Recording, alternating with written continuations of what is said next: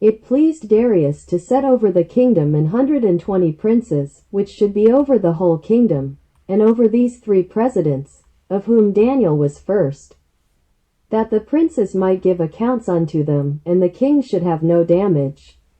Then this Daniel was preferred above the presidents and princes, because an excellent spirit was in him. And the king thought to set him over the whole realm. Then the presidents and princes sought to find occasion against Daniel concerning the kingdom, but they could find none occasion nor fault. Forasmuch as he was faithful, neither was there any error or fault found in him. Then said these men, We shall not find any occasion against this Daniel, except we find it against him concerning the law of his God. Then these presidents and princes assembled together to the king, and said thus unto him, King Darius, live forever.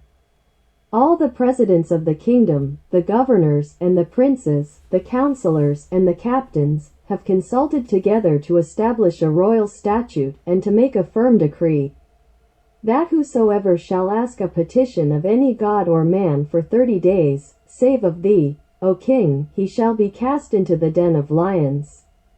Now, O king, establish the decree, and sign the writing, that it be not changed, according to the law of the Medes and Persians, which altereth not. Wherefore King Darius signed the writing and the decree.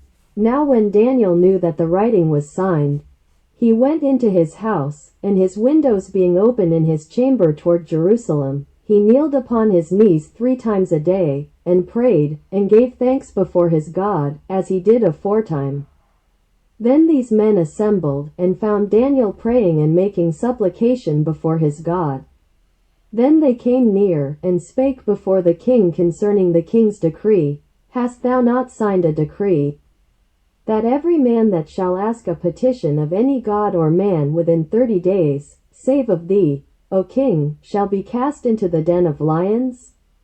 The king answered and said, The thing is true, according to the law of the Medes and Persians, which altereth not. Then answered they and said before the king, That Daniel, which is of the children of the captivity of Judah, regardeth not thee, O king, nor the decree that thou hast signed, but maketh his petition 3 times a day.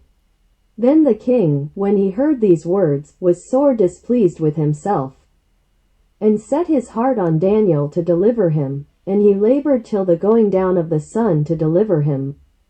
Then these men assembled unto the king, and said unto the king, Know, O king, that the law of the Medes and Persians is, that no decree nor statute which the king establisheth may be changed. Then the king commanded, and they brought Daniel, and cast him into the den of lions. Now the king spake and said unto Daniel, Thy God whom thou servest continually, he will deliver thee. And a stone was brought, and laid upon the mouth of the den. And the king sealed it with his own signet, and with the signet of his lords, that the purpose might not be changed concerning Daniel. Then the king went to his palace, and passed the night fasting. Neither were instruments of music brought before him, and his sleep went from him. Then the king arose very early in the morning, and went in haste unto the den of lions. And when he came to the den, he cried with a lamentable voice unto Daniel.